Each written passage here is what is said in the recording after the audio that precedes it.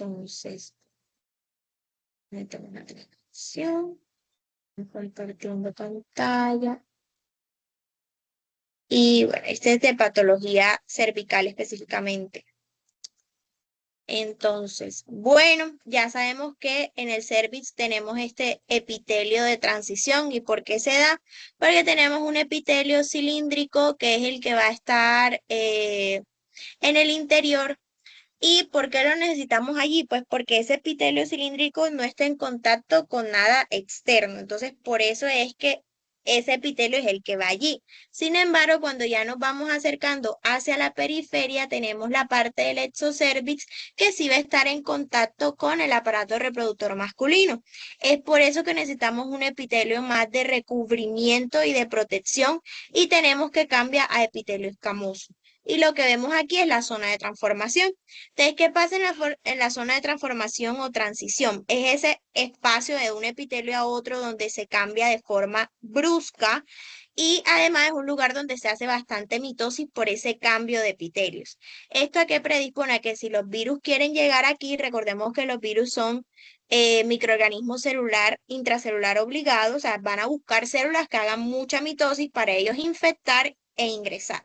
Entonces es por eso que al BPH le gusta mucho esta zona de transformación o zona de transición entre un epitelio y otro.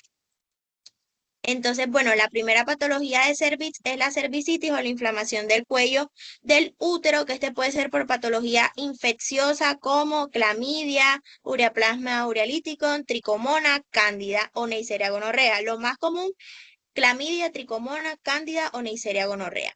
Además, la no infecciosa puede darse por ejemplo, una paciente que le vayamos a hacer la citología y el cuello del útero esté sangrando.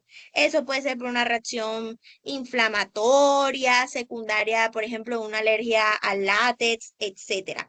Esta cervicitis puede ser aguda o crónica, pues según los hallazgos en la patología. Y bueno, ya sabemos que es la inflamación del cuello uterino.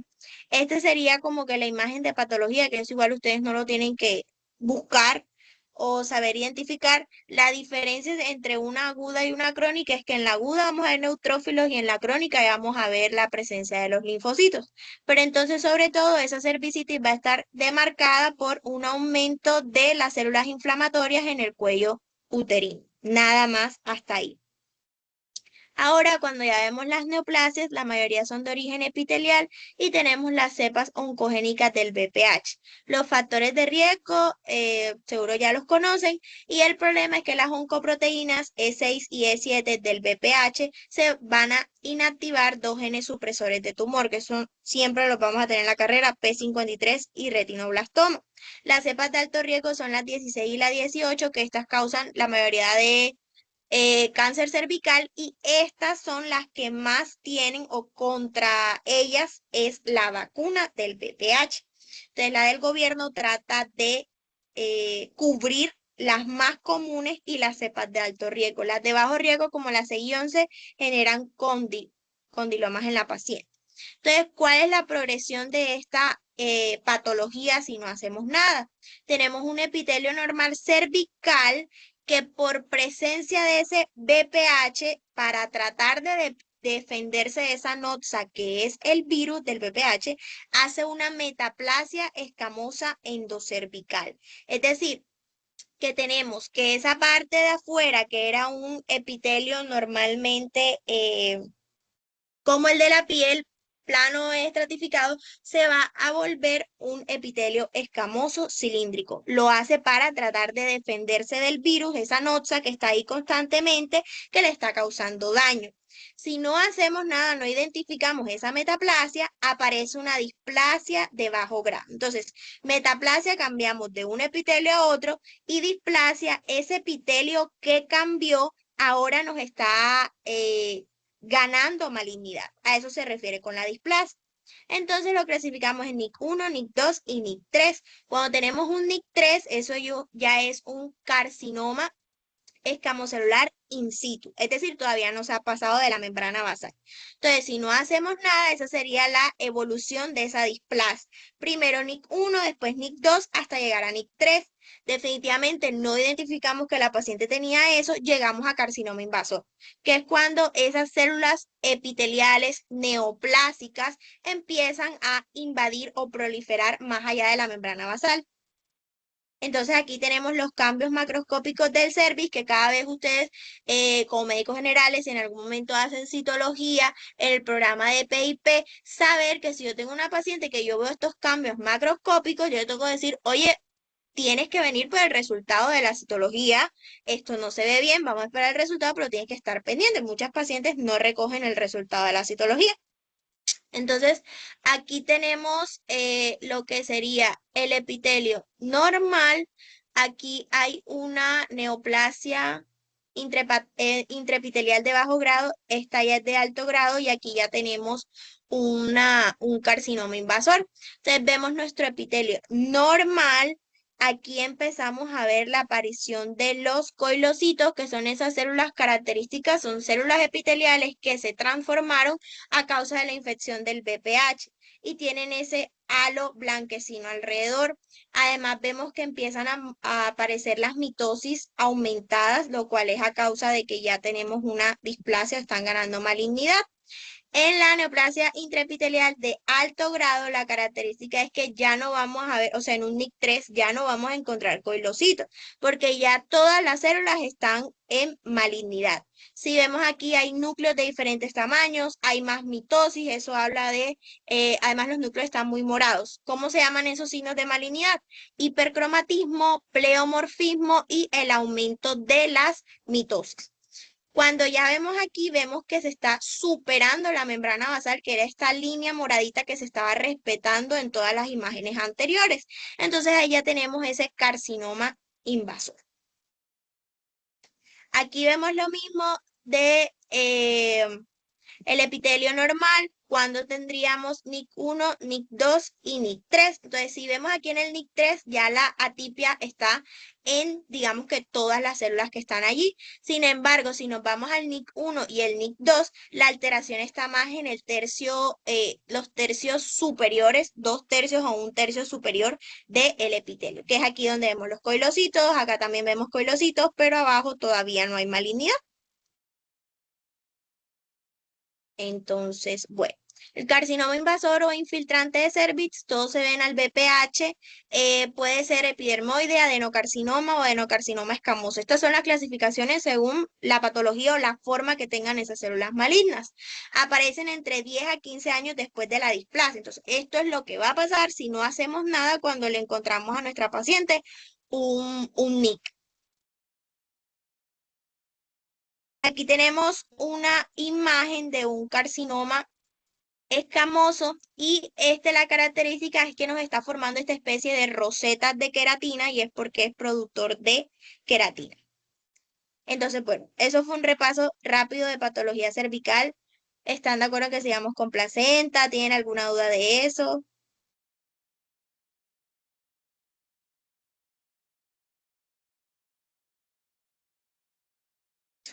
Bueno, voy a continuar entonces con las de placenta. Ya saben que cualquier duda me interrumpen y empecemos por mola. Aquí lo que me parece más importante es que ustedes sepan la diferencia entre una mola completa y una mola parcial. Entonces, bueno, para que no se les olvide, la molidatiforme completa es la que el ADN es completamente paterno, es decir, ahí no hay nada de ADN de mamá y se va a originar a partir de un óvulo que no tiene ADN materno por alguna razón, va a ser fecundado por un espermatozoide. Al darse la fecundación, digamos que hay como una inestabilidad, porque como así con un cigoto nada más con 23 cromosomas. ¿Qué pasa para mejorar esa inestabilidad genética? El ADN del espermatozoide se duplica, dándonos un cigoto que tiene 46 cromosomas, pero todos son del padre. Esto es totalmente raro. Entonces, aunque sean 46 cromosomas, vamos a tener que la aberración genética o que se llegue a formar algo ahí, un ser humano, un embrión, es mucho más difícil porque solo hay ADN del papá. Entonces, bueno, la otra forma de que se produzca es que tenemos el óvulo sin ADN materno que se ha fecundado por dos espermatozoides de 23 cromosomas, o que sea fecundado por un solo espermatozoide que por algún problema en la espermatogénesis venga con 46 cromosomas. Esto es extremadamente raro. ¿Qué es lo que se nos va a formar? Se nos va a formar una gran cantidad de citotrofoblasto y sin citotrofoblasto, es decir, puro tejido placentario. Todas las vellosidades coriónicas van a estar agrandadas y edematosas y se recubren de trofoblastos. Esto es lo que nos da un aspecto como de copos de nieve cuando se realiza la ecografía de una paciente con una mola completa, o también como si fueran unas uvas esas vellosidades coriónicas. No se suele reconocer parte fetal, es decir, muy difícil que se nos forme un embrión, por lo que ya les dije de la aberración cromosómica, de que solo haya material genético paterno. Entonces, no hay fetocardia, no se reconocen tejidos fetales, todas las vellosidades coriónicas están afectadas, están edematosas y se recubren de trofoblastos. Esto es lo que yo les decía, que esas vellosidades coriónicas parecen unas uvitas. Esto que estamos viendo aquí, este hueco de aquí es todo el edema o el líquido que está acumulándose en esa vellosidad. Entonces, bueno, listo. En la mola hiatiforme parcial, esta es parcialmente paterna. Entonces, en ambos el problema es un exceso de ADN paterno, pero en la completa el exceso de ADN o el ADN es completamente paterno, mientras que en la parcial es parcialmente paterno. Esa es una forma de diferenciarlo. Entonces, aquí en la parcial sí hay ADN materno. Y ese óvulo que está normalito, lastimosamente, es fecundado por un espermatozoide que por errores en la espermatogénesis, en la disyunción y todo el proceso de meiosis, viene con 46 cromosomas, por alguna razón. O porque dos espermatozoides normales fecundan un óvulo normal, es decir, por alguna razón falla lo de la reacción acrosómica y se da la polispermia. Aquí se obtiene entonces un cigoto que va a ser triploide. Entonces, por eso aquí tenemos 69 cromosomas. Además, aquí como hay ADN de mamá y de papá, se permite o es un poco menos aberrante que haya solo ADN de papá. Es por eso que en la mola parcial sí podemos identificar tejidos fetales. O en algún momento del embarazo se pudo haber identificado de pronto una fetocardia, o sea, el latido del feto. Igual estos tejidos fetales siguen teniendo alteraciones cromosómicas y va definitivamente a hacer una pérdida gestacional temprana. O sea, aunque haya tejido fetal, eso no va a evolucionar o no va a seguir creciendo como un embarazo normal. Aquí solo algunas vellosidades están edematosas y rodeadas de trofoblastos, entonces esa edematización va a ser focal, mientras que en la mola completa todas las vellosidades están edematosas. Esto es lo que yo les decía, que se ve a la ecografía como si fuera panal de abejas, o también lo dicen como si fueran copos de nieve. Aquí lo que se hace en la paciente es una gonadotropina coriónica humana y una ecografía.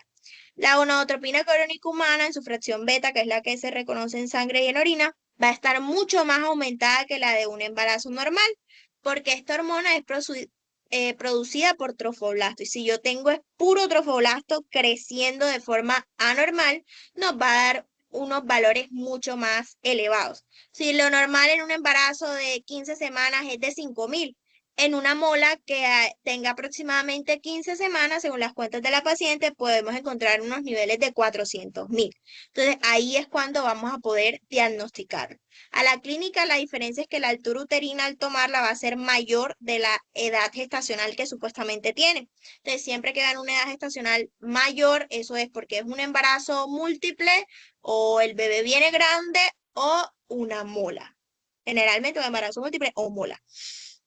Entonces, bueno, además de eso, a la paciente hay que hacerle un legrado para retirar todo ese tejido trofoblástico. Sin embargo, puede quedar tejido molar y ese tejido puede causarnos otra mola o un coriocarcinoma, que sería un tumor o una neoplasia totalmente establecida a partir del corion velloso, es decir, de todo este tejido placentario. Entonces, a la paciente que se le diagnostique mola, sea parcial o completa, se le hace seguimiento entre los primeros 6 meses y el año de su hallazgo y se hace midiéndole los niveles de gonadotropina crónica humana, porque si llegan a aumentar, hay que buscar a ver dónde está esa mola. Si es otra mola, si es un coriocarcinoma, si es una mola persistente, etcétera. El problema de la mola es que se comporta prácticamente como un cáncer. Puede hacer implantaciones a tejido cerebral, tejido pulmonar, tejido hepático y pues causar alteraciones ya en la vida de la paciente. En esos casos, pues se utilizan medicamentos como los de quimioterapia, se hace una especie de quimioterapia para disminuir este tejido, ya sea de coriocarcinoma o de una mola persistente o de una mola invasiva. Pero bueno, entonces eso con respecto a las molas. Ya ver, ok. Entonces, en cualquier pregunta me pueden interrumpir.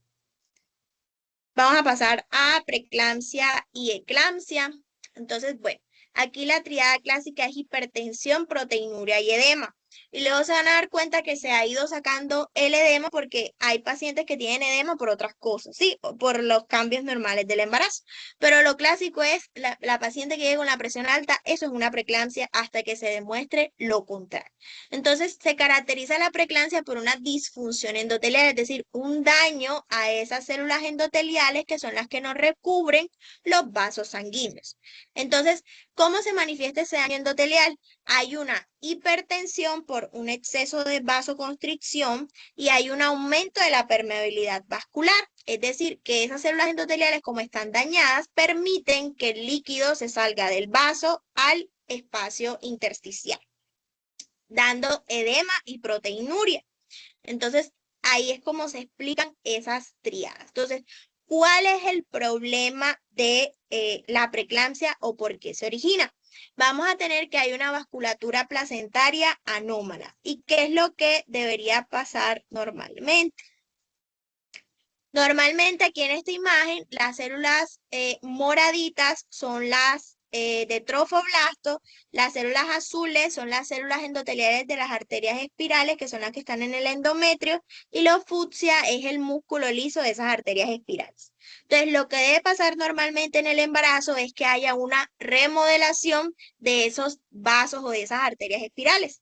Entonces, en el embarazo, ¿yo qué necesito? Destruir ese músculo liso. Necesito que las células endoteliales sean reemplazadas por células trofoblásticas y de esta forma nos vamos a asegurar de tener un vaso sanguíneo de una alta capacitancia, es decir, que me puede soportar y llevar un montón de sangre a la placenta y además es un vaso sanguíneo que no se va a oponer a que el flujo pueda pasar de la arteria espiral que está en el endometrio hacia la placenta. ¿Por qué? Porque no hay músculo liso, entonces la vasoconstricción no se va a dar. Tenemos en conclusión un vaso sanguíneo dilatado que le va a llegar un montón de sangre y va a favorecer que tengamos un embarazo sano y una placenta sana. ¿Qué pasa entonces en la preeclampsia? Hay varias teorías, la verdad es que también hay factores genéticos identificados que predisponen a la preeclampsia, es por eso que uno de los mayores factores de riesgo es que la mamá de la paciente haya tenido preeclampsia, las tías, las abuelas, etcétera. Entonces, puede haber un factor genético y la otra teoría es que recordemos que las células trofoblásticas son células que vienen del embrión, ¿listo? Y ese embrión tiene 50% ADN paterno y 50% ADN materno. Entonces, si por alguna razón el sistema inmune de la mamá rechaza esas células de trofoblasto porque tienen un ADN desconocido que es el 50% de padre, no se va a permitir que se dé esta remodelación en los vasos, ¿listo? Entonces las arterias espirales quedan igualitas, no hay destrucción de su músculo liso, sus células endoteliales no son cambiadas o reemplazadas por células de trofoblasto. Esto nos va a dar entonces un vaso sanguíneo que va a ser estrecho, no nos va a dar suficiente cantidad de sangre y al final del embarazo vamos a tener una placenta isquémica, es decir, que está sufriendo porque no le está llegando suficiente sangre. Entonces, esas son las características de la preeclampsia y eso es lo que pasa en la preeclampsia para que tengamos todo este problema de disfunción. ¿Qué pasa entonces finalmente?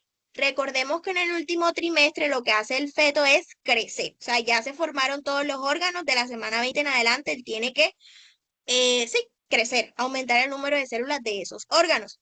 Entonces, el bebé cada vez le pide mayor cantidad de sangre a la placenta y la placenta dice, oye, pero es que mis arterias están chiquitas, están estrechas, yo no te puedo dar más sangre. Entonces, la placenta entra en un proceso isquémico de que, o sea, de verdad no le está llegando suficiente sangre por ese defecto en la remodelación de las arterias.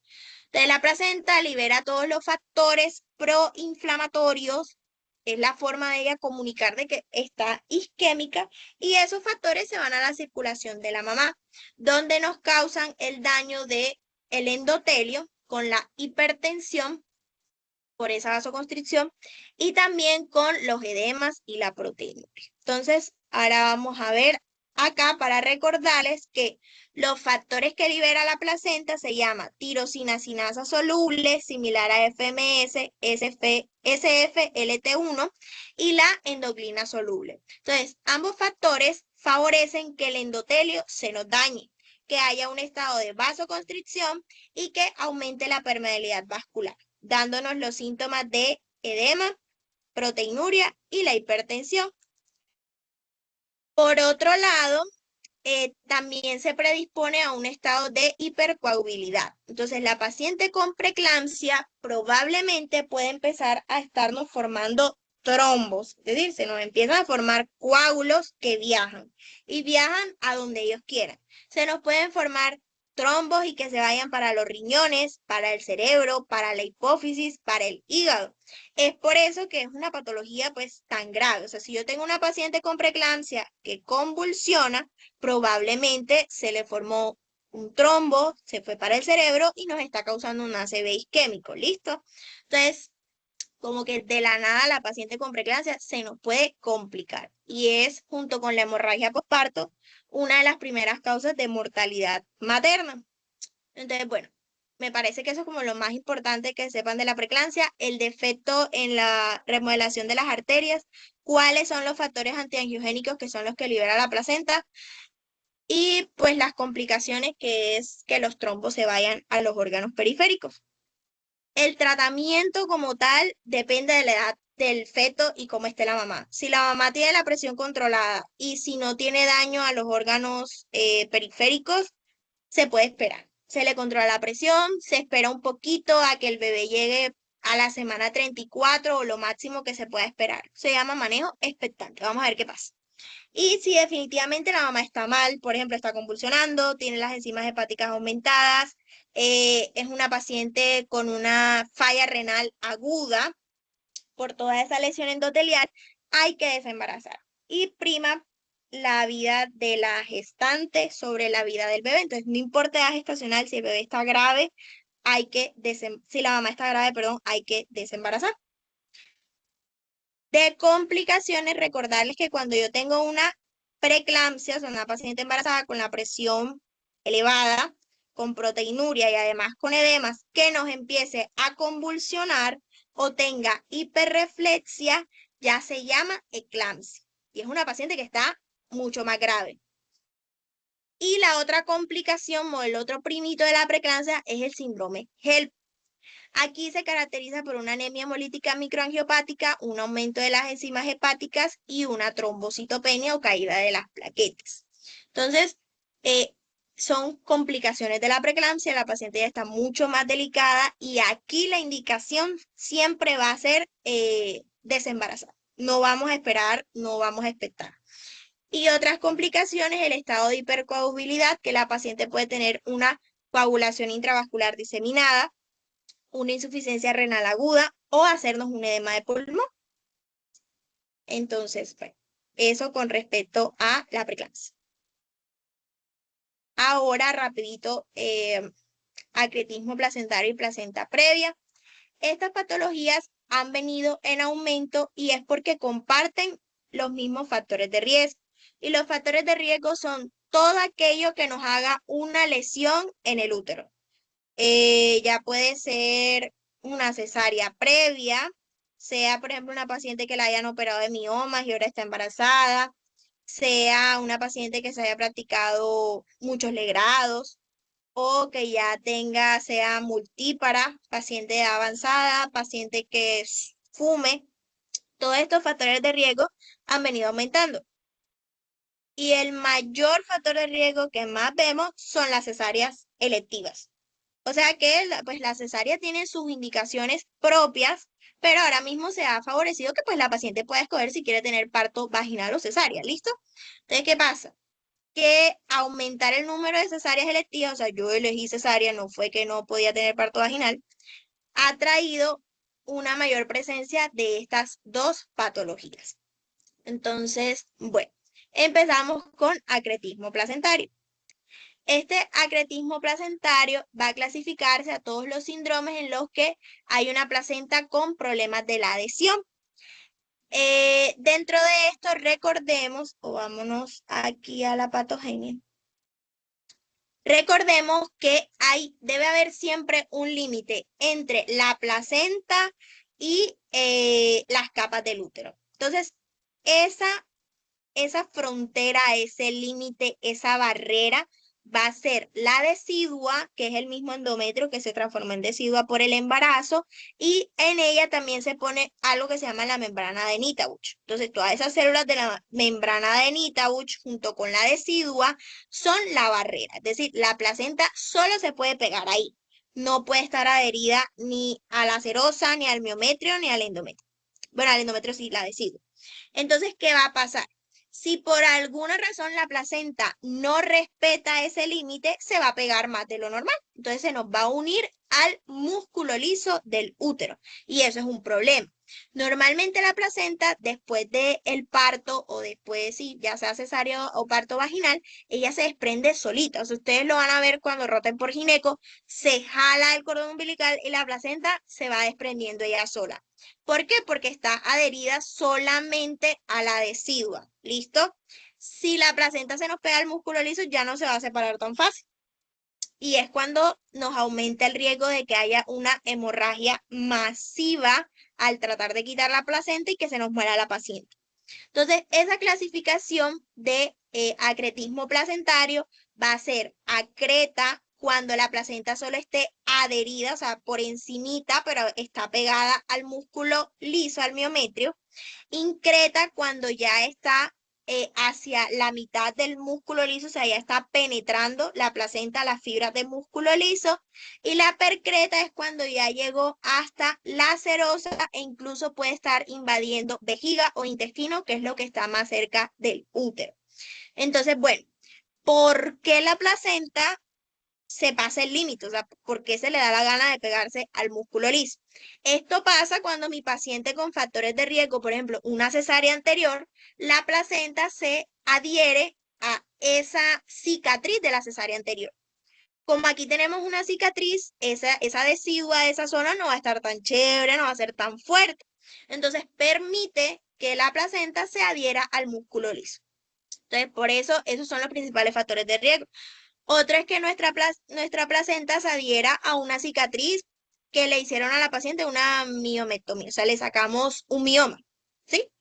Tiene ese antecedente, ahora la placenta se le pegó ahí. Entonces, eso predispone a que como es una zona de cicatrización, una zona fibrosa, esa decidua no va a ser tan buena, tan chévere, y va a favorecer que esa placenta tenga este trastorno en la adhesión, o sea, que se nos pegue más de lo normal, literalmente, así como en síntesis.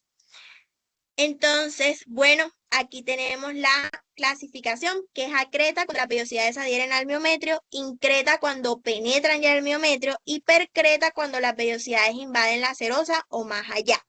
Entonces, la clasificación se hace cuando uno recibe el útero y la placenta en patología. Ahí es cuando se clasifica cuál es.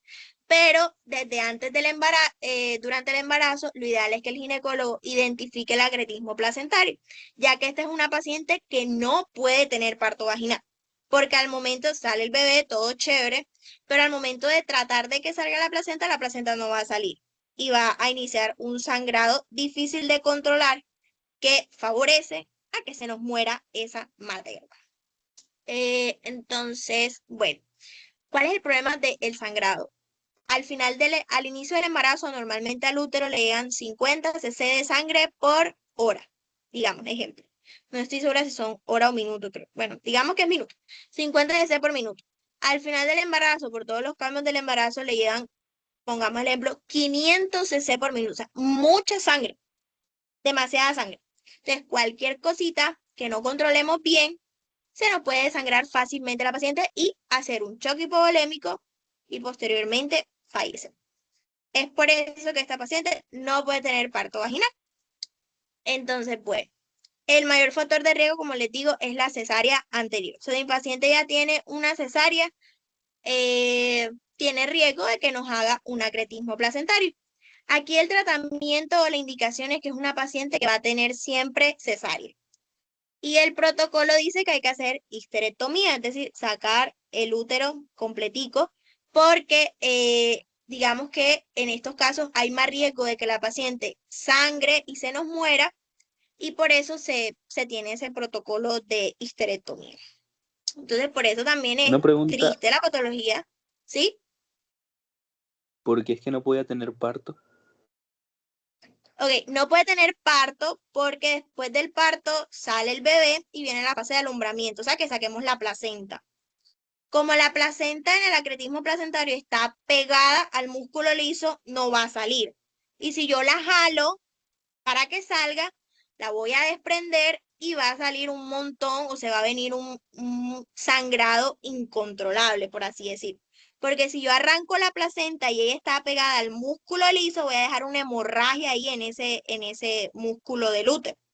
Entonces, por eso la paciente no puede tener parto vaginal. Pero es eso. Gracias. De nada. Majo, Entonces, estos, perdóname, sí, disculpa, ¿podrías hablar un poco sobre las alteraciones que se encontrarían en la ecografía? sí, aquí lo tengo aquí abajo. Les iba a decir que en el examen, yo creo que siempre preguntan la clasificación, o sea, que se sepan qué significa cada tipo de acretismo. Y con respecto a la ecografía, se puede identificar una pérdida de la zona retroplacentaria hipoecogénica normal. Es decir, ese límite que normalmente nos divide placenta con el músculo liso del útero se está perdiendo. Diagnóstico puede hacerse desde la semana 18 y lo ideal es que se diagnostique antes de entrar en labor de parto. También se pueden encontrar espacios intraplacentarios ecolucentes, irregulares y largos, interrupción, pérdida o irregularidad de la pared de la vejiga o de la línea hiperecoica entre la serosa uterina y la membrana de la vejiga. También puede haber el adelgazamiento del miometrio, pero este sí no se detecta por ecografía. Entonces, digamos que lo más clásico o lo macro es pérdida de la zona retroplacentaria hipoecogénica normal. Entonces, bueno. El signo de alarma o el problema cuando no se conocía de acretismo placentario se sospechaba cuando la paciente tenía parto vaginal, pasaba media hora y la placenta no se desprendía, la placenta no salía. Entonces, bueno, por eso también no se puede parto vaginal.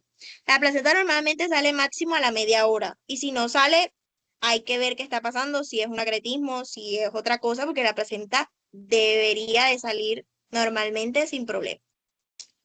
Ahorita lo van a ver en gineco. Yo sé que ahorita parece lejos, pero en un momentico ya están enotados. Entonces, bueno, con respecto a la placenta previa, aquí tenemos que la definición, pues, es una condición en la cual la placenta se encuentra implantada en el segmento uterino bajo, muy cerca del orificio cervical interno, cubriendo el mismo, ya sea de forma parcial o completa. Entonces, lo normal es que la placenta se ubique hacia el fondo. Y si por alguna razón ella se ubica hacia abajo, o sea, más cerca del cérvix que del fondo del útero, es cuando tenemos esta patología de placenta previa. Entonces, ella se va a clasificar en placenta de implantación baja, perdón, cuando el borde inferior de la placenta se encuentre en el segmento uterino inferior, o sea, está implantada abajito, pero con más de 2 centímetros de distancia del orificio cervical interno. Y la placenta previa propiamente dicha puede ser marginal o parcial cuando el borde placentario inferior se encuentra a menos de 1 centímetro del orificio cervical interno. Y es placenta previa completa o central total cuando la placenta cubre y obstruye la totalidad del orificio cervical interno. Entonces, si por el orificio cervical interno se tiene que abrir para que pase la cabeza del bebé y todo el cuerpo del bebé, si la placenta lo está obstruyendo, no podemos tener tampoco un parto vaginal. Entonces, bueno, aquí vamos a ver las imágenes de cómo sería la placenta previa total, central o completa, la placenta previa parcial. Si ven la diferencia, aquí se ocluye todo el orificio cervical interno, no puede salir el bebé por ahí. En la placenta previa parcial, vemos que se ubica y está parcialmente bloqueando el orificio cervical interno, mientras que en la de baja implantación, digamos que esta sería la única, como no obstruye ni parcial ni completamente el orificio cervical interno, esta puede tener una prueba de trabajo de parto. O sea que empiece el parto y veamos cómo evoluciona. Si hay algún problema o alguna distocia, o sea, un problema de trabajo de parto, se va a cesárea. Pero entonces esta de eh, la parcial, la placenta previa parcial o la total, casi siempre va a ser indicación de cesárea. Aquí, muy característico, nunca se les olvide que la manifestación clínica de la placenta previa va a ser una paciente con sangrado indolor. Usted llega a urgencias cerca del final del segundo trimestre o inicio del primer trimestre, digamos, tiene 30 semanas, doctora, estoy sangrando, no me duele, no me ha pasado nada, o sea, de la nada, sangrado vaginal. Y generalmente ese sangrado va a ser por un desprendimiento parcial de la placenta. ¿Qué pasa? Que como esta placenta está cerca del orificio cervical interno, o sea, aquí no hay una decidua tan chévere como habría en el fondo, porque ya normalmente se implanta en el fondo. Entonces puede desprenderse un poquito, empezarse a separar de la decidua, esa placenta y empezar a sangrar. Pero a la paciente no le duele. Entonces esa va a ser la clínica. Un sangrado, la paciente tiene más de 20 semanas y no tiene ningún dolor. El diagnóstico también se puede hacer por ecografía. Y con respecto a la patogenia, se dice que por alguna razón a la placenta se le da por implantarse hacia abajo o cerca de del segmento uterino inferior. ¿Qué pasa? Que ese segmento inferior es donde se suele hacer o se suele decir abrir el útero para sacar al bebé en la cesárea. Por eso la cesárea es un factor de riesgo, es el principal factor de riesgo para la placenta previa. Entonces, por alguna razón a la placenta se le dio por implantarse cerca de esa cicatriz, cerca del segmento uterino inferior o uterino bajo. Entonces, ¿qué va a pasar? Como esa placenta es inteligente, dice, oye, aquí no me llega suficiente irrigación, suficiente sangre, y yo me implanté aquí abajo. Ella puede hacer algo y es migrar, o sea, puede moverse o subirse un poquito y dejar de ser una placenta previa. O sea, se desplaza, sube y se implanta un poquito más arriba. Eso puede pasar. ¿Cómo puede que la placenta no migre y permanezca siempre ahí en esa implantación baja? Entonces se hace el diagnóstico, se puede hacer desde el comienzo del embarazo y hay que hacerle seguimiento, porque esa placenta puede permanecer igual o migrar y que nuestra paciente ya no tenga esa placenta previa. Entonces, bueno, la migración placentaria suele darse entre el segundo y el tercer trimestre, pero si no ocurre, pues ya tendríamos la patología definida. ¿Cuándo no se va a migrar o no va a moverse o desplazarse? Cuando haya cicatrices previas, en estos casos también entre más cerca esté la placenta del orificio cervical interno, menos probabilidad tiene de migrar, o sea, probablemente se quede ahí. Entonces, bueno, eso sería lo de placenta previa. Voy a dejar de compartir un momentico. ¿Tienen alguna otra duda hasta ahí? Majo, en general de las patologías que nos acabas de hablar, ¿qué es qué es lo más probable que pregunten? ¿Qué suelen preguntar? La clasificación. O sea, ¿cuándo es percreta, increta, acreta?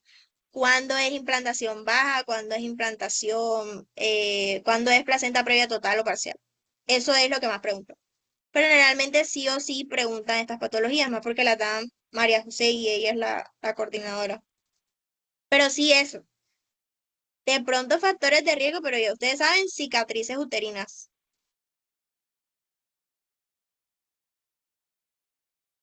Para ahora, diabetes estacional.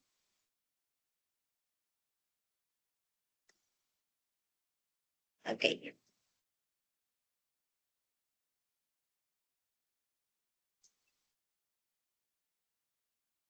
Y bueno, de preeclampsia de pronto sí les pueden poner un caso clínico como los que les mandaron para el oral, que es como más estructurado, pero ustedes tendrían como hacer el diagnóstico, pero más que todo, bueno, diagnóstico no, eso es en gineco, más que todo es la patogenia, o sea, ¿qué pasó fisiopatológicamente para que se diera la preeclampsia? O sea, los cambios en la musculatura que yo les digo, o cuáles son los factores que libera la placenta isquémica para causar el daño endotelial.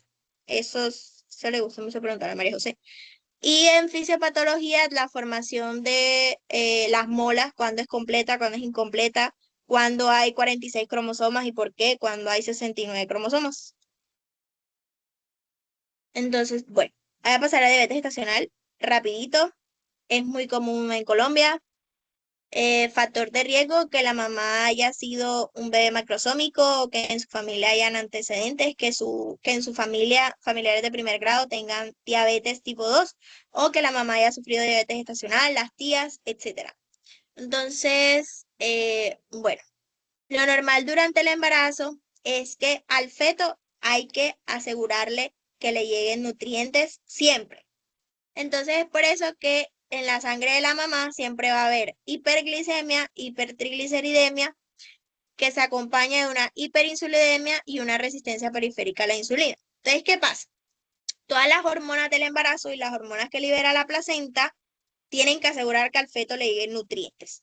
Entonces, hacen cambios en el metabolismo de la mamá para que siempre haya glucosa en sangre y siempre hayan ácidos grasos libres. Pero eso, o sea, eso es un cambio metabólico que la insulina dice, oye, ¿cómo así que ahora tengo 200 de glucosa cuando yo manejaba 150 siempre después de las comidas, por ejemplo?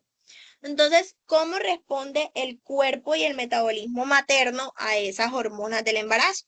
Lo que hace es que el páncreas tiene que hacer una hiperplasia y una hipertrofia de sus células beta para contrarrestar ese exceso de nutrientes que siempre van a estar en la sangre porque el feto necesita mantenerse nutrido. Entonces, las hormonas del embarazo inducen una hiperglicemia e hipertrigliceridemia en sangre de la mamá, que es contrarrestada con o se responde con el páncreas con una hiperinsulinemia y una resistencia periférica a la insulina. Entonces, bueno, el estado de embarazo es un estado diabetogénico, o sea, se favorece a la diabetes, porque fisiológicamente hay una resistencia periférica a la insulina. Entonces, esta es la acción diabetogénica en el embarazo dada principalmente por el lactógeno placentario. Induce una resistencia a la insulina, aumenta la lipólisis y los ácidos grasos libres y crea un estado de hiperglicemia. Entonces, ¿por qué hay resistencia a la insulina? Recordemos que la insulina nos permite guardar los nutrientes en los tejidos. ¿Y qué quiere el lactógeno placentario? Que los nutrientes siempre estén en la sangre para que le lleguen al feto. ¿Listo?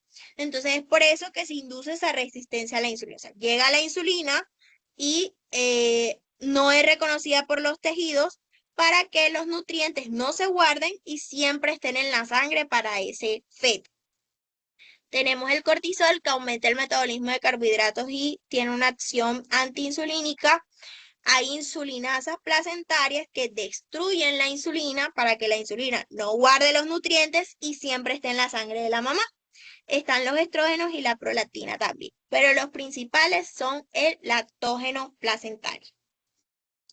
Entonces, bueno, ¿cuál es la causa de este metabolismo? Recordemos que de la semana 20 a la 24, ¿qué pasó de la semana 1 a la 20? Estuvimos en el proceso de embriogénesis, formamos todos los sistemas.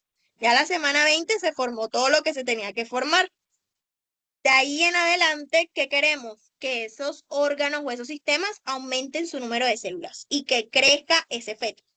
Es por eso que si ustedes ven, si lo vemos en el embarazo de una persona normal, de la semana 20 a la 37 que se acaba el embarazo, es cuando la barriga se pone más grande, es cuando crece más el feto del bebé, etc. Entonces, ¿qué va a pasar? En la semana 20 a la 24 se induce un aumento en el metabolismo de los carbohidratos, es decir, las hormonas de la placenta le dicen a la sangre de la mamá, oye, yo necesito más carbohidratos, porque es que el feto me está pidiendo más nutrientes, o sea, ya está más grande, ya está creciendo, ya pesa 1 kilo, ya está por 1,5 kilos, o sea, pide mayor cantidad de nutrientes. Entonces, ¿qué pasa? La placenta dice, no te preocupes, que yo libero mis hormonas hiperglicemiantes para que siempre haya glucosa en la sangre de la mamá y para que aumenten los niveles de glucosa en la sangre de la mamá. Entonces tenemos estrógeno, cortisol, lactógeno placentario, todos ellos favorecen una resistencia a la insulina y además que haya un aumento en los niveles de glucosa después de la ingesta de alimentos. O sea, asegurándose todo el tiempo de que al feto siempre le llegue glucosa, no importa qué pase con la mamá. Entonces, ¿qué va a pasar? Lo normal o lo que debe ocurrir es que el páncreas de la mamá soporta eso. Dice, ah, mira, tengo más glucosa de lo normal, no importa, yo hago hiperplasia de mis células, producimos más insulina para seguir guardando los nutrientes. O sea, no pasa nada, podemos responder a esos cambios. Eso es lo normal. Cuando yo estoy ante un páncreas que dice, oye, yo no puedo con tanta glucosa, o sea, no te puedo dar más insulina, ya yo estoy en mi máximo, ya esta paciente venía con una resistencia a la insulina previa. Entonces, o esta paciente ya venía con obesidad, un IMC aumentado. Eso también es, si yo tengo ese antecedente o ese problemita antes del embarazo, llega el embarazo y tengo este cambio en el metabolismo, se favorece a la diabetes gestacional.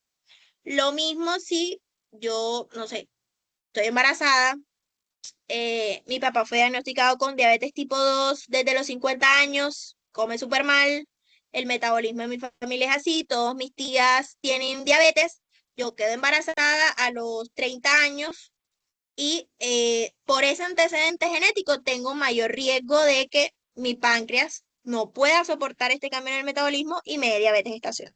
Entonces, la diabetes gestacional va a ser cuando ese páncreas o sí, ese metabolismo de la mamá no pueda soportar los cambios metabólicos que induce el embarazo. Entonces, esto va a ser más que todo en la paciente que tenga antecedentes de resistencia a la insulina, ya sea por un factor genético, ya sea por ella misma, etc. Entonces, bueno. La clasificación de la diabetes gestacional va a ser cuando se reconoce por primera vez esa alteración en la tolerancia de los carbohidratos, o sea, esa hiperglicemia o esa resistencia a la insulina durante el embarazo. Todo lo que sea antes del embarazo es una mujer diabética que está embarazada, no es diabetes gestacional. Entonces, bueno, intolerancia a la glucosa que se inicia o es reconocida por primera vez durante el embarazo. Las manifestaciones clínicas son muy parecidas a las del embarazo, con la polidipsia, poliuria, náuseas, vómitos, polifagia. Pero si ven, son las mismas P's de la diabetes normal, solo que no está la de pérdida de peso. Ahora les voy a explicar como que todos los síntomas y después les explico la macrosomía y ya. Creo que con eso podemos terminar. O pasar a otro tema si quieren. Entonces, tenemos la paciente que está ya después de la semana 20, ese feto está pidiendo más nutrientes y tenemos todas las hormonas placentarias induciendo una resistencia periférica a la insulina y una disminución en la secreción de insulina. ¿Qué pasa? El páncreas de la mamá dijo, no puedo más, definitivamente me están pidiendo mucho, yo no puedo hacer la hiperplasia que hacen todos los páncreas, no doy. ¿Qué va a pasar entonces? Tenemos que la glucosa o la insulina que se está produciendo no va a ser suficiente para contrarrestar todo el cambio en el metabolismo, la glucosa se va a quedar en la sangre. Y por esa resistencia a la insulina y poca insulina que se está produciendo, no va a ingresar al hígado, ni va a entrar al músculo, ni al tejido graso. ¿Qué pasa entonces? Estamos en un estado de hiperglicemia. Y como el hígado, el músculo y el tejido graso no le está ingresando glucosa, él lo interpreta como que no hay glucosa en sangre. O sea que estamos en una hipoglicemia. Entonces lo que hace el hígado es producir glucosa y lo que hace el tejido graso y el músculo es disminuir la utilización periférica de glucosa. Entonces, el cuerpo entiende, los órganos entienden que estamos en un estado de inanición o de ayuno, pero la glucosa está ahí. Entonces, tenemos la glucosa en sangre más la glucosa que está produciendo el hígado, más la disminución del uso de la glucosa que tiene el músculo y el tejido graso, todo nos llega a la hiperglicemia. Entonces, esa hiperglicemia va a superar el umbral renal de la glucosa, que son los 180 miligramos por decilitro, causando la presencia de glucosuria. Es decir, la glucosa se nos está yendo por la orina. Recordemos que la glucosa tiene poder de osmol efectivo, o sea que para donde vaya la glucosa se arrastra el agua, dándonos una diuresis osmótica. O sea que en esa orina hay mayor cantidad de glucosa que está arrastrando más agua de lo normal, lo que nos llega a una poliuria. O sea, la paciente orina muchas veces, lo cual puede estar normalizado por el embarazo. Por otro lado, como el cuerpo y los órganos creen que no hay glucosa, hay polifagia, le da hambre a la paciente. Y entonces empieza a comer porque le dio hambre, pero es que sí hay glucosa en su sistema, sino que no está entrando. Y con respecto a la polidipsia, esta va a darse porque la paciente orina más de lo normal por esa diuresis osmótica y se nos está deshidratando. Entonces toma mayor cantidad de agua porque está perdiendo más agua en la orina. Una Que, preguntita. ¿Sí? ¿Hay alguna, bueno, como en alguna semana del embarazo donde se ve más la diabetes gestacional? Sí, esto ocurre más entre las semanas 20 y 24. Digamos que de la 24 a la 28. Sí, entre la semana 24 y 28. ¿Por qué? Porque es cuando hace el mayor pico el lactógeno placentario, que es el que nos induce una resistencia periférica a la insulina. Entonces es por eso que a todas las pacientes se les hace una prueba de tamizaje. O sea, se la hacemos a todas las embarazadas. Esté enferma, no esté enferma, tenga antecedentes, no tenga antecedentes, se les hace esta prueba de tamizaje. Antes hacía el test de Sullivan, pero dejaba a muchas pacientes por fuera y es por eso que aparece la prueba de tolerancia oral a la glucosa o PTOG. Se le dan 75 gramos a la paciente entre la semana 24 y 28. Y es por eso, porque este es el momento donde el feto más tiene que crecer, entonces aumenta sus necesidades metabólicas. Hay el pico del lactógeno placentario, que es la hormona más culpable de este estado diabetogénico del embarazo, y por eso es en estas semanas que hay que hacerlo. Entonces, esto se lo tienen que saber de memoria, que en ayunas tienen que ser menos de 92, a la hora menos de 180 y a las 2 horas menos de 153. Solo con un valor ya se hace diagnóstico de diabetes gestacional. O sea, si la mamita tiene en ayunas 100, pero a la hora tiene 170, a las 2 horas tiene 140, es diabetes gestacional. Nada que hacer.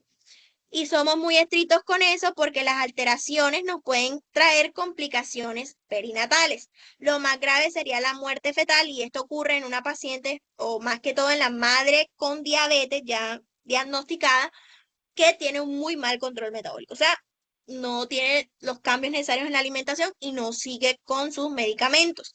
Puede haber malformaciones congénitas debido a la diabetes estacional, digamos que, bueno, puede ser cualquiera, pero mire, causa de 2 a 4 veces un mayor riesgo de malformaciones que la población general, o sea que es algo súper prevenible. Y si vemos aquí, ese mal control metabólico durante la embriogénesis se daría en las primeras semanas de embarazo. Entonces es más común las malformaciones en una mamá diabética previamente diagnosticada antes del embarazo. Cuéntame, José Daniel. Disculpa, había dicho mayor o menor en lo de en la prueba de tamizaje. En lo de Tiene que que ser mayor a menor a 90 esos valores. Menor. para que haya. Ah, ok. Para que haya diabetes estacional, un solo valor alterado, o sea, mayor que los que están establecidos. O sea, mayor de 92, mayor de 180, mayor de 153. Lo normal es que esté menor a esos valores. Ok, gracias. Listo. Entonces, bueno, puede haber malformaciones. Eso no se puede explicar. Y con respecto a la macrosomía fetal, esto es lo más común. Hay una hipótesis que es la de Pedersen, en la que se tiene que La insulina fetal, el feto produce su propia insulina, ¿listo? Entonces, si yo tengo un bebé que le está llegando muchísima glucosa porque su mamá tiene diabetes gestacional, él tiene que producir mucha insulina. ¿Qué va a pasar con la insulina que él produzca? La insulina en esta etapa gestacional o sí, dentro de la barriga de la mamá, la insulina funciona como un factor de crecimiento. Entonces, un bebé, entre más insulina tenga, más grande va a ser, más gordito va a ser. Entonces, ¿qué va a pasar? Si yo no controlo los niveles de glucosa de la mamá, al bebé siempre le va a llegar mucha glucosa y vamos a tener un bebé que produce mucha insulina traducida en muchos factores de crecimiento, o sea, va a crecer mucho. Ahí es cuando aparece el término de macrosomía fetal, que es un bebé mayor de 4.000 gramos, no es miligramos, es gramos, bebé más de 4 kilos. Lo normal es que el bebé pese de 2.500 a 3.499. De 3.500 gramos a 3.999 gramos es un bebé grande y macrosómico es mayor de 4.000 gramos. Entonces, cada vez que un bebé viene macrosómico, hay que buscar si había diabetes gestacional.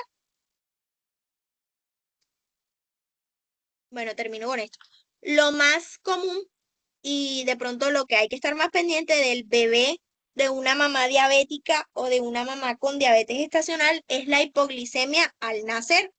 Entonces se considera como la glicemia a las 12 horas de vida, las primeras 12 horas, menos de 30 miligramos por decilitro en bebé a término y menos de 20 en bebés prematuros.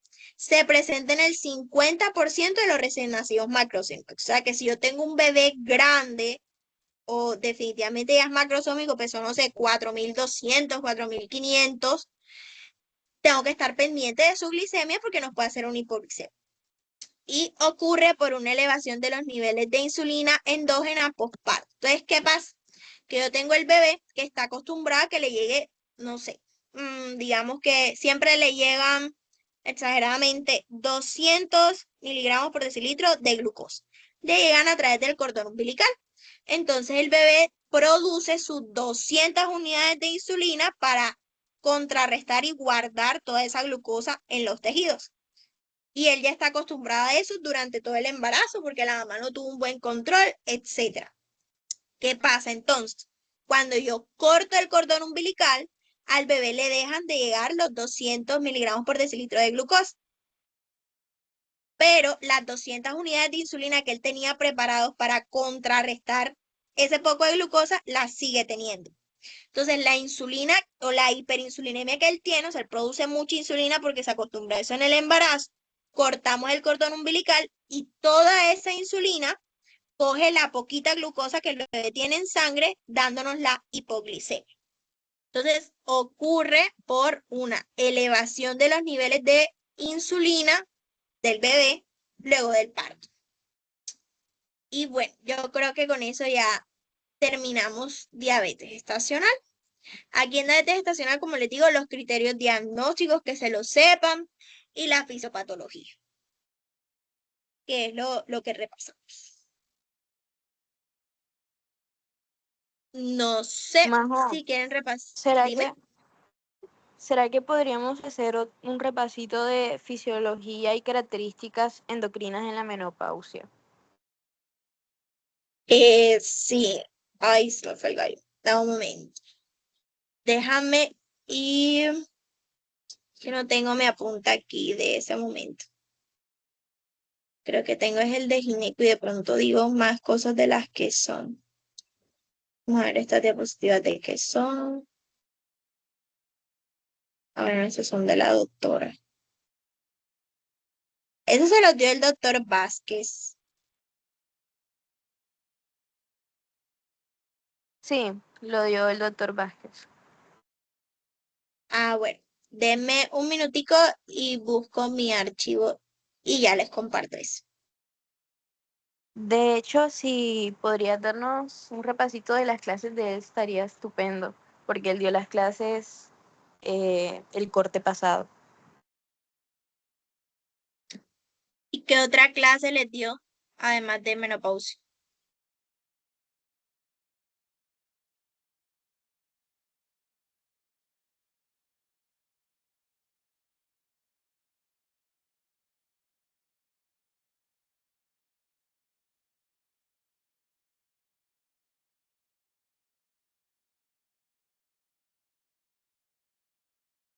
Mm, Él dio también farmacocinética y farmacodinamia de andrógenos y antiandrógenos, fármacos para la disfunción ok, eréctil y eyaculatoria. ok. Andrógenos. De eso sí tengo cosas. Bueno, denme un momentico y lo busco en mis archivos y ya les comparto. Porque esa de fármaco él siempre, bueno, yo creo que siempre dice lo mismo.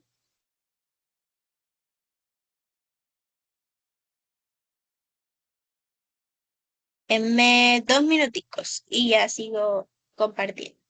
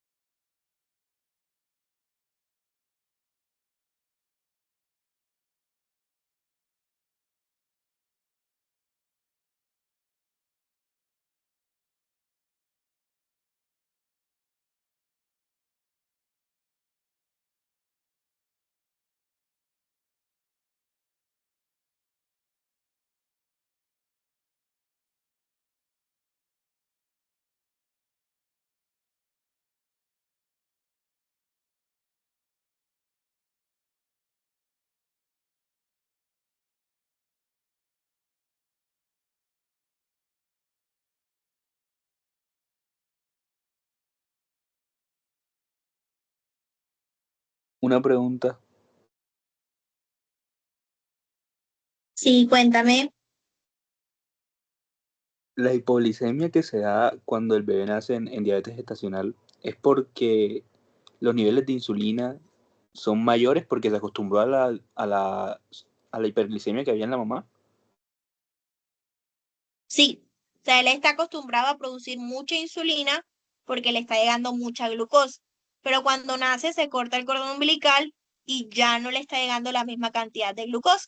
Entonces, la insulina que hace que la glucosa que está en sangre, como siempre suele hacer, la guarda en los tejidos, pero como al bebé ya no le está llegando más glucosa, hace la hipoglicemia, o sea, se le bajan los niveles de glucosa a niveles, eh, pues, patológicos, ¿sí? Ok, ¿y cómo se solucionaría eso? O sea, se le agrega más, o sea, se le da más glucosa. Sí, sería un bebé, o sea, hay que estar pendiente, porque si en el momento, pues las hipoglicemias en los neonatos pueden hacer hasta que convulsionen. Entonces, ¿qué habría que hacer? Dejarle, por ejemplo, una infusión de dextrosa, es una solución que tiene glucosa, que le va a dar unos niveles, digamos que establecidos de glucosa las primeras horas mientras él se acostumbra. También estar pendiente es que los bebés de madres con diabetes gestacional normalmente se quedan en la UCI neonatal. Yo tengo que descartar malformaciones y estar pendiente de estas complicaciones. Entonces, sí sería colocarle una infusión de destroza y estar pendiente a la alimentación del bebé, que ellos casi siempre comen cada 2 horas. Listo, gracias. De nada. Igual, bueno, eso es más como de pediatría. Ustedes ahora necesitan saber es la explicación, la fisiopatología y ya, que de resto eso lo aprenden más adelante. Ándale, ya les comparto que me estoy pasando de la tableta al computador el PDF. Aquí tengo andrología y me falta menopausia. ¿Dónde? ¿Por qué no se manda? Me falta la verdad.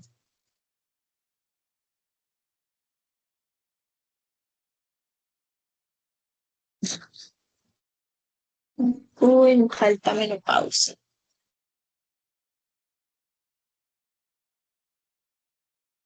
Creo que no tengo.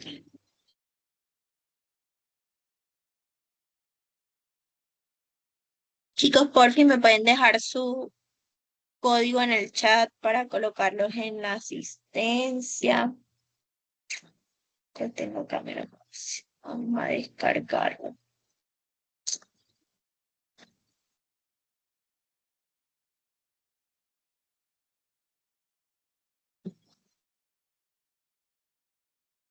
Gracias, Carla. Gracias, muy amables.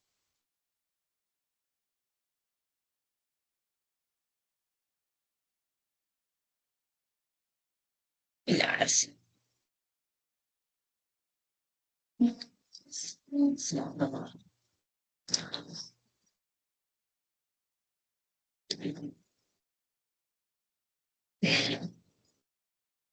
Listo.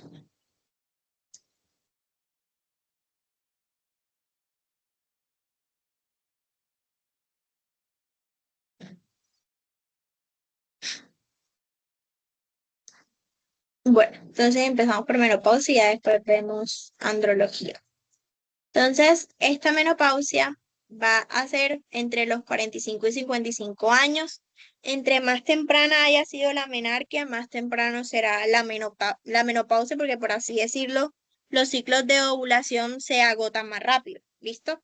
Yo tengo una paciente que se desarrolló, no sé, a los 15, probablemente la menopausia sea a los 55, un poquito más tardía. Entonces, bueno. Cesan las menstruaciones por pérdida de la función del ovario. Y solo vamos a hablar de menopausia cuando ya haya pasado un año sin la menstruación. Si la paciente no la ha venido en 6 meses, todavía no es menopausia. Tiene que pasar un año completo. El resultado de la menopausia va a ser una infertilidad definitiva. En este caso se agotaron los ovocitos y los folículos. Entonces, recordemos que ese folículo en crecimiento era el que nos producía los estrógenos en el primer ciclo, en la primera fase del ciclo. En la segunda fase, ese folículo roto, después de la ovulación, se convertía en el cuerpo lúteo y nos producía la progesterona. Y eso durante el ciclo menstrual. Entonces, ellos nos daban estrógeno y progesterona. ¿Qué va a pasar? Que cuando ya no hay más folículos, acaba el estrógeno y la progesterona, y el déficit de estrógeno y progesterona es lo que caracteriza la menopausia. Además, es lo que genera los síntomas que ahora los vamos a mencionar. Entonces, bueno, se dejan de producir las hormonas sexuales ováricas, estrógeno y progesterona, y los estrógenos van disminuyendo poco a poco. Vamos a ver aquí qué les digo. Ok, bueno, esto del ciclo menstrual, eso no importa. Listo. Entonces,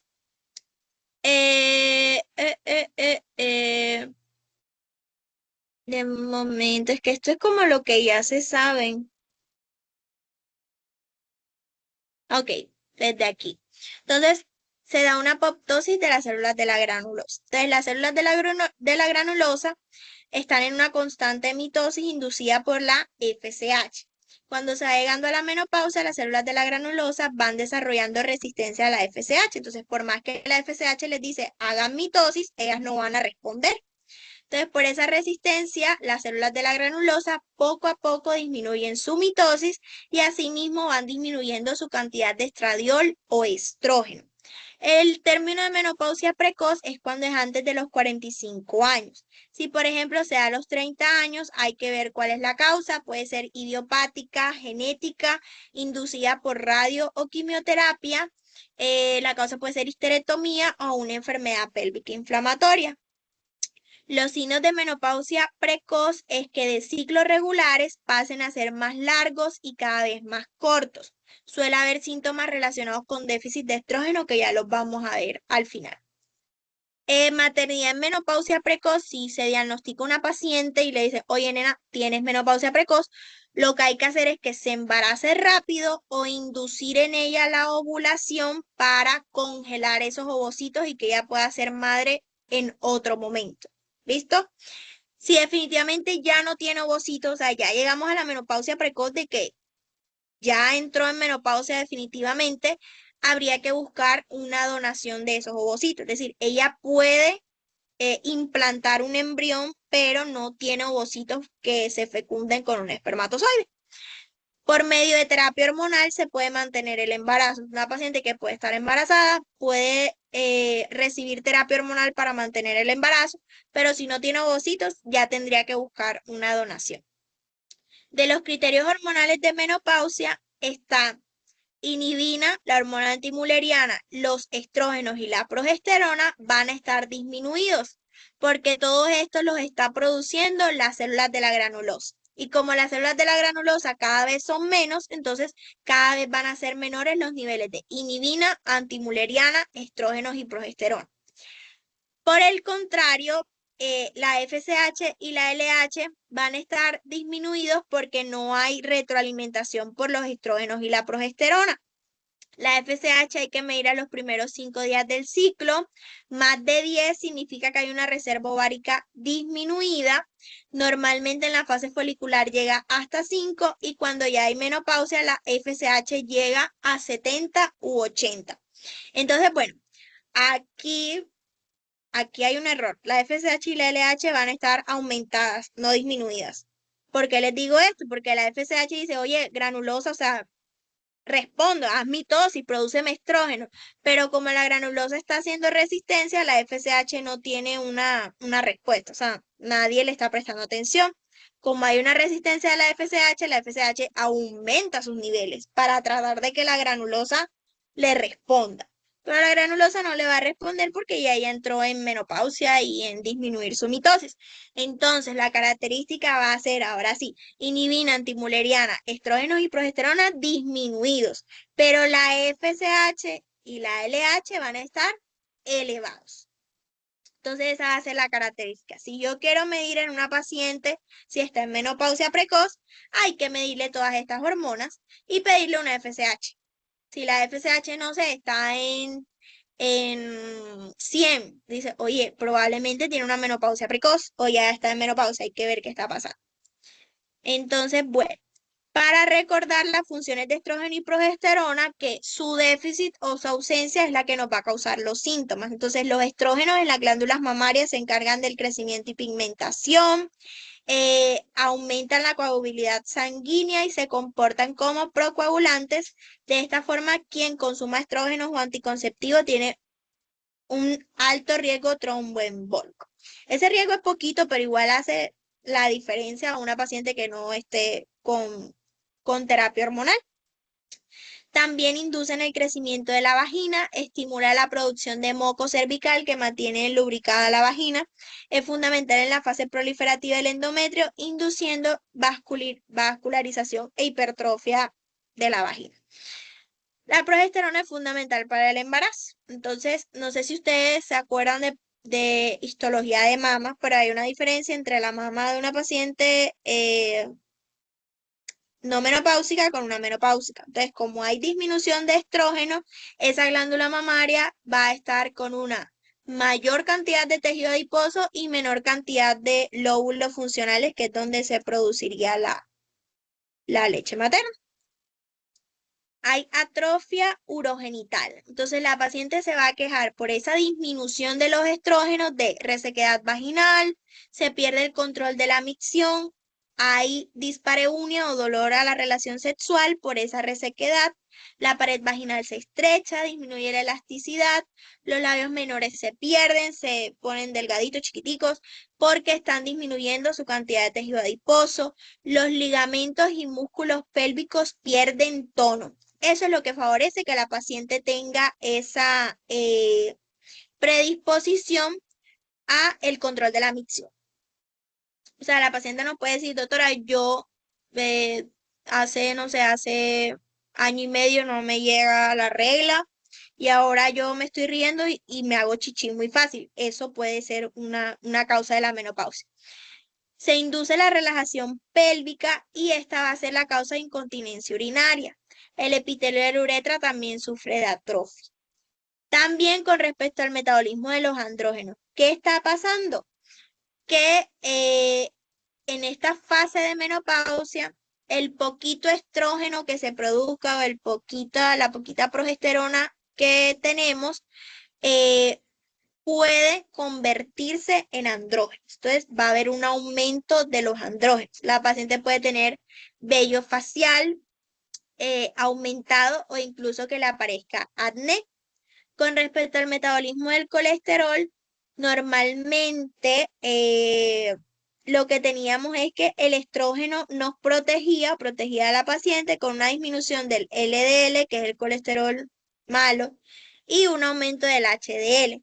Entonces, como en esta fase ya no tenemos estrógeno, cambia y aumenta el LDL y disminuye el HDL. Por eso se dice que hasta antes de la menopausia, las mujeres tenemos menor riesgo de infartos y de ACV que los hombres. Entonces, bueno, ya sabemos que después de la menopausia hay mayor riesgo de eventos tromboembólicos como ACV isquémico o infarto agudo al miocardio. Hay una inestabilidad vasomotora y se presume que es por el hipotálamo. Entonces, la paciente lo que más se escucha es los sofocos, los calores de la menopausia. Entonces, bueno, el consumo de metilsantinas que vienen del alcohol pueden aumentar el síntoma del sofoco o del calor.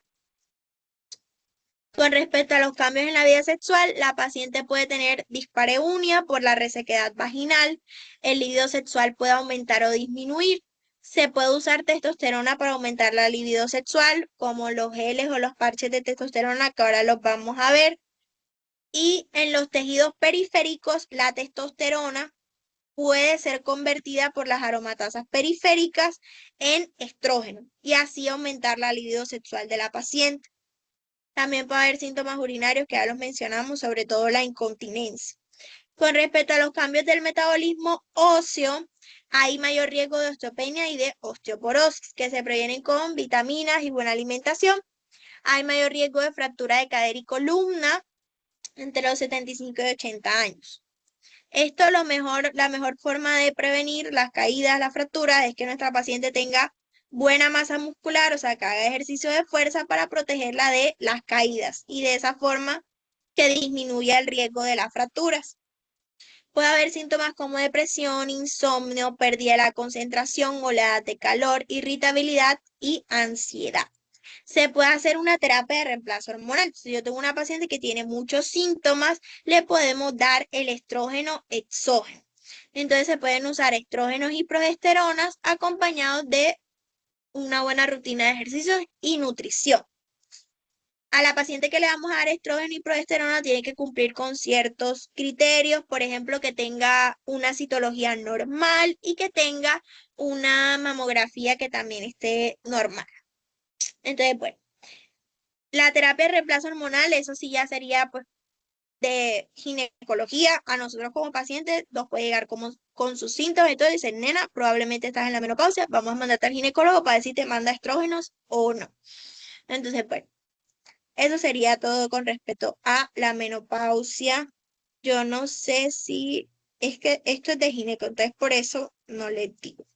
Bueno, apta para tratamiento, que la terapia sea natural, que tenga entre 50 a 60 años y ese reemplazo hormonal tiene que ser continuo, no puede suspender el tratamiento y que tiene que ser durante 3 o 5 años. El requisito es que no sufra de diabetes, no tenga los triglicéridos altos, en una ecografía transvaginal el endometrio esté en un grosor normal, la paciente quiera, no tenga otra contraindicación y además tenga una mamografía normal. Entonces, bueno, eso con el tratamiento. ¿Tiene alguna duda hasta ahí?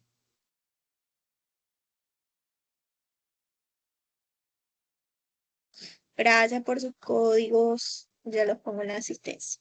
Entonces, bueno, vamos con el tratamiento farmacológico en la andrología. Majo, una preguntita. ¿Sí? De menopausia, ¿qué suele preguntar el doctor Vázquez?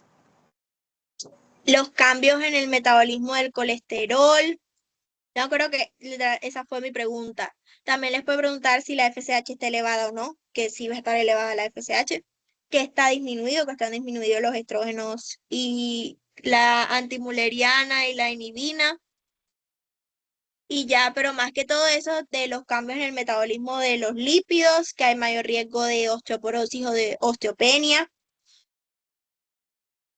Y ya, la verdad no creo que les pregunte así como de los síntomas, pero igual ya se lo saben. O sea, hay resequedad, atrofia vaginal, etcétera.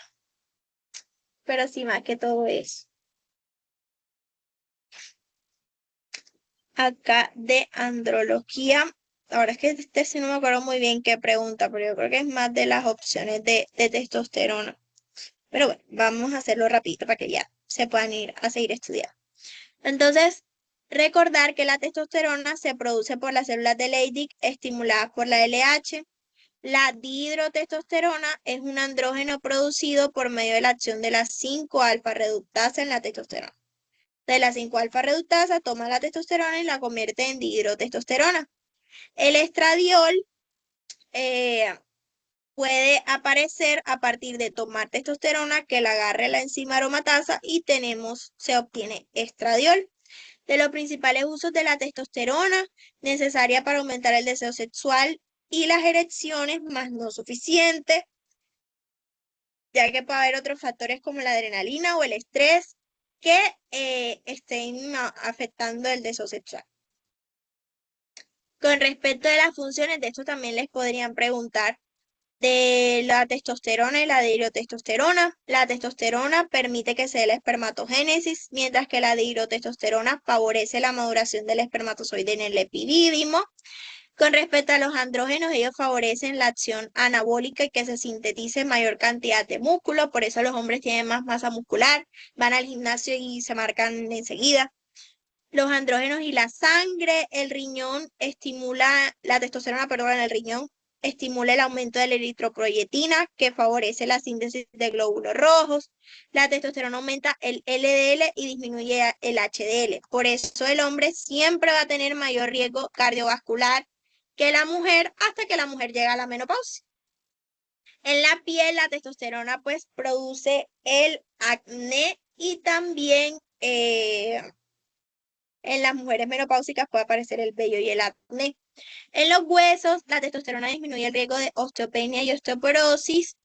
Y con respecto al sueño, puede estar relacionado con apnea del sueño, que no sé si eso ya lo vieron en hipertensión secundaria, pero es una patología en la que el paciente está durmiendo, por alguna razón se le cierra, por así decirlo, la tráquea, o sea, no le está ingresando suficiente aire, hace apnea, o sea, se queda sin oxígeno, el paciente se levanta tosiendo en la mitad de la noche porque el cerebro dice, oye, no nos está llegando oxígeno, y bueno, esta patología se relaciona con el aumento de la testosterona, causa hipertensión arterial secundaria, y se soluciona con un dispositivo CPAP, algo como Good to Know. En las opciones farmacológicas de testosterona, entonces, está bastante disminuido. No hay fármaco vía oral, así como los anticonceptivos. No hay, porque hay muchos efectos adversos, pobrecitos. Está la vía intramuscular, que hay dos tipos de análogos de testosterona que se pueden inyectar intramuscular.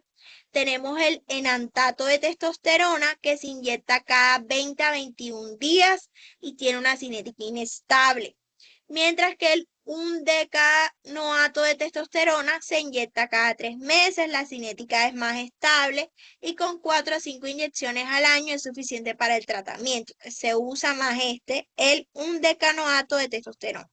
¿En qué paciente yo lo voy a usar? Por ejemplo, un paciente que nos haya sufrido una criptorquidia, ¿sí? Criptorquidia bilateral. No le bajaron los testículos, se le hizo la cirugía y se pusieron en los sacos escrotales, pero esos testículos no funcionan, no nos producen testosterona. Es un paciente al que hay que suplementarlo, entonces le inyectamos esta testosterona intramuscular cada 3 meses.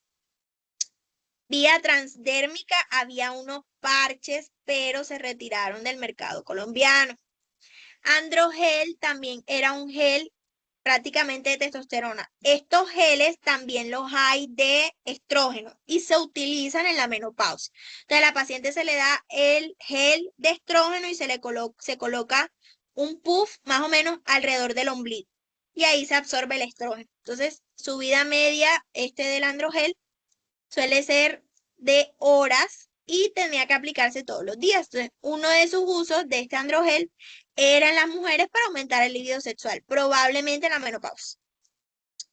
Si no estoy mal, ya no lo hay. Y los parches de testosterona que no los hay en Colombia, pero era otra opción. Los parches sí, eso se cambia como cada 7 días. Con respecto a los riesgos y beneficios del reemplazo farmacológico de la testosterona, contraindicado en un paciente que tenga cáncer de testículo o de próstata. En próstata puede causar hiperplasia benigna y eso causa problemas al orinar en el paciente. Hay que identificar en cada paciente si hay más riesgos que beneficios. Por ejemplo, si yo tengo un paciente con riesgo cardiovascular, o sea, ya me sufrió un infarto, ya sufrió un accidente cerebrovascular, está contraindicado el uso de la testosterona. Lo mismo en la mujer cuando estamos buscando reemplazo hormonal con estrógenos. El uso de testosterona aumenta la masa muscular, disminuye la grasa corporal. También puede retener más sodio y agua. No sé si ustedes han escuchado que hay gente que va al gimnasio y para crecer su masa muscular se inyectan testosterona o se colocan los famosos esteroides que tienen testosterona. Entonces eso también lo pueden hacer para aumentar su masa muscular. Obviamente eso sería un mal uso que puede tener más riesgos, pero ajá, la gente lo hace.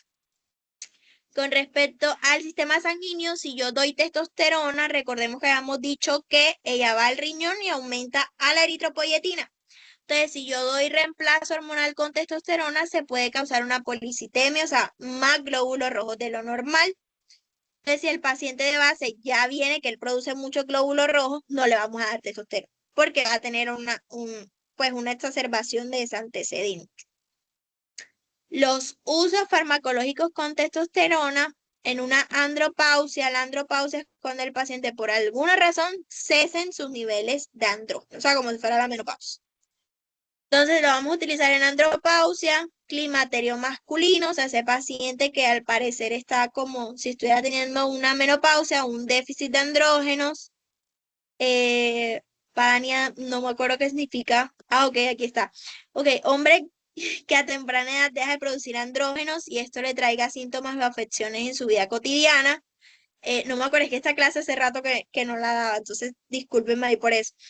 O un paciente que haya perdido los testículos o que tenga el síndrome de Kallmann. El síndrome de Kallmann sí me acuerdo que es cuando no migran las neuronas de la adenohipófisis y es un paciente que no tiene, no produce FSH ni LH. Entonces ahí en ellos hay que darle su reemplazo hormonal. Los síntomas de la andropausia va a ser fatiga, irritabilidad, disminuye la masa muscular, disminuye el vello, el deseo sexual, disminuyen las erecciones nocturnas. Se supone que las erecciones nocturnas, dice el doctor, que hablan de una buena salud sexual del hombre. Puede haber humor depresivo, disminución de la agudeza mental, ¿sabes? No se puede concentrar ese pacientito. El seguimiento, evaluar cómo le va con la testosterona intramuscular para definir y establecer cuál es la dosis y cada cuánto le vamos a colocar esa inyección. Con respecto a los fármacos antiandrogénicos, hay varios como los antimicóticos. Entonces, por ejemplo, el ketoconazol puede tener un efecto antiandrogénico. Entonces, si yo tengo un paciente que por alguna razón usa siempre ketoconazol, puede disminuir poco a poco su testosterona. Los inhibidores de la 5-alfa reductasa, por ejemplo, el finasteride, el mecanismo de acción es inhibir la 5-alfa reductasa, suele usarse en hombres con alopecia y esto aumenta los niveles de testosterona porque lo que se convertía normalmente a dihidrotestosterona ahora se está acumulando. Es decir, esa testosterona que antes era metabolizada o convertida se va a quedar quietecita. Entonces se acumula y aumentan los niveles de testosterona. Otra manifestación es que por la falta de dihidrotestosterona haya una disminución en el volumen del semen. Pero pues bueno, eso nada más sería un problema si es un paciente que está buscando quedar en embarazo. Tenemos los competidores de receptores de testosterona. Algunos ejemplos, la flutamina, ciproterona y la espironolactona. Estos, la ciproterona y la espironolactona, suelen ser utilizados en las pacientes que tengan hirsutismo. Y bueno, sí, ese es uno de los posibles tratamientos. No sé si se acuerdan, pero la espironolactona es un diurético. Entonces, también tiene su efecto y sirve también en la paciente que tenga mucho acné. Entonces, más que todo, ovario poliquístico, podríamos usar ciproterona y espironolactona.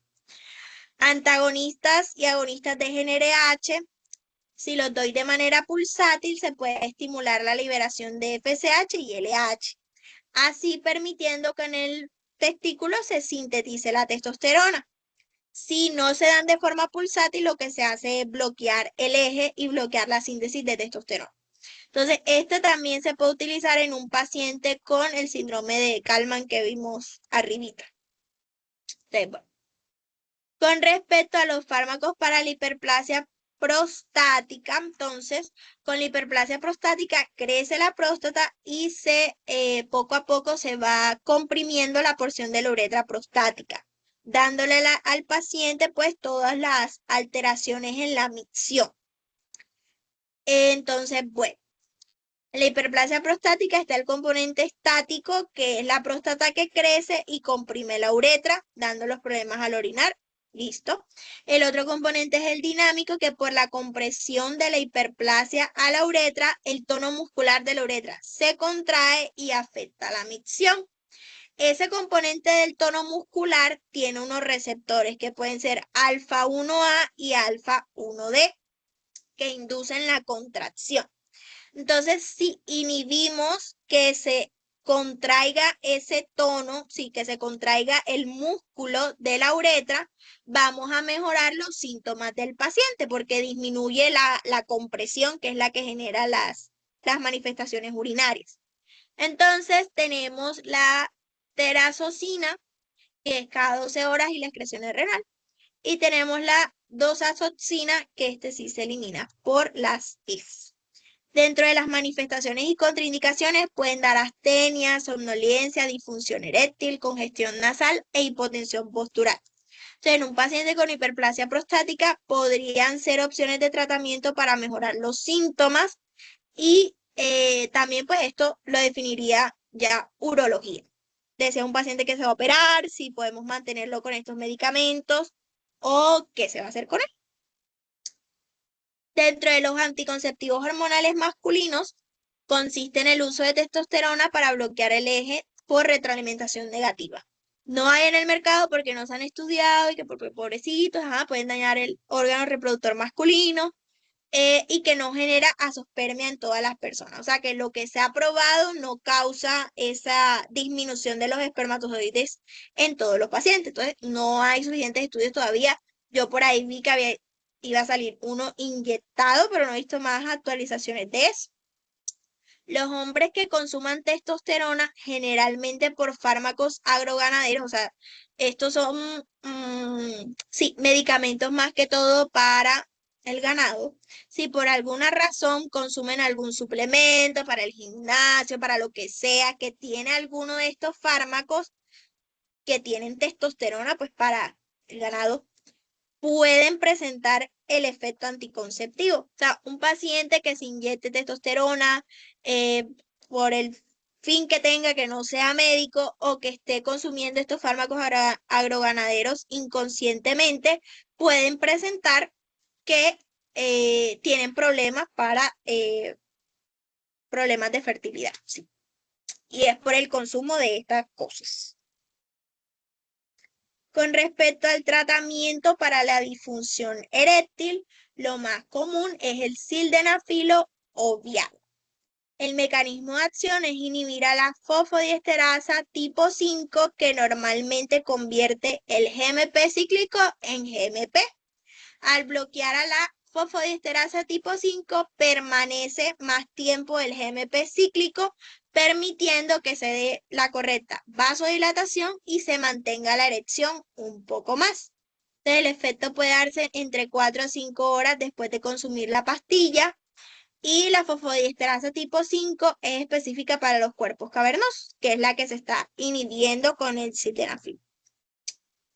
La adrenalina puede causar disfunción eréctil por estimular la vasoconstricción en lugar de la vasodilatación de los cuerpos cavernosos. Recordemos que la erección es cuando hay vasodilatación de los cuerpos cavernosos, o sea, de sus vasos venosos, y pues se permite el proceso de la erección. Los pacientes más propensos a sufrir disfunción eréctil es cualquier paciente con patología que afecte el endotelio en general. Por ejemplo, los pacientes fumadores, los pacientes diabéticos, hipertensos o hiperlipidemiantes. Entonces, si no controlan su patología de base, una de las complicaciones puede ser disfunción eréctil. Para la eyaculación precoz, entonces tenemos que hay dos fases de la eyaculación, la emisión y la expulsión, y ambas se regulan por la serotonina. Es por eso que el paciente se favorece del uso de inhibidores de la recaptación de la serotonina, que normalmente son antidepresivos. Uno de ejemplo de estos es la sertralina. Entonces, lo que hacen es aumentar las concentraciones de serotonina y que el paciente mejore sus fases de la eyaculación. De esta forma, pues el paciente se va a sentir mejor. ¿Cuál es el problema? Que el efecto puede durar, o sea, para que empiece a actuar el medicamento, así como funciona antidepresivo, necesita al menos 3 semanas. Entonces el paciente se puede desesperar porque quiere el efecto rápido. También está la apoxetina o Priligi, que tiene el mismo mecanismo de acción de la sertralina, pero el efecto es inmediato. Entonces, se usa como el Viagra cuando el paciente lo necesita. Entonces, bueno, eso sería todo por fármaco, que creo que quedó bien explicadito. Listo. Entonces, yo creo que de acá lo más probable es estos que le pregunten de estos análogos de testosterona que vimos al comienzo y también de los utilizados para la disfunción eréctil y la eyaculación precoz. Sobre todo, pues el Viagra o sildenafil no se los pueden dejar de preguntar, es un clásico de la vida. Entonces, bueno, no sé si tienen alguna otra duda o alguna pregunta. ¿Cuál era el clásico? ¿Cómo? ¿Cuál era el clásico que dijiste? Disculpa. El sildenafilo o Viagra. Ah, ok.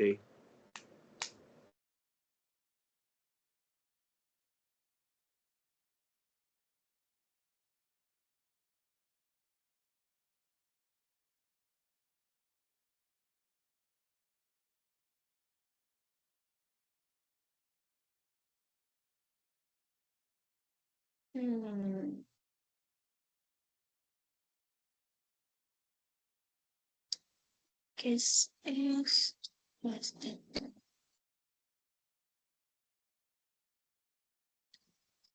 ¿Qué?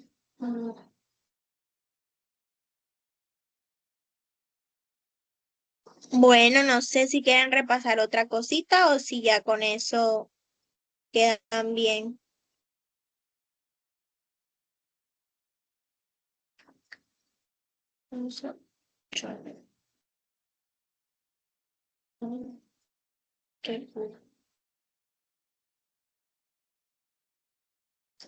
De nada, que les vaya súper bien. Debería detener. Ah, no, vamos a detener la grabación. Listo. Si ustedes quieren que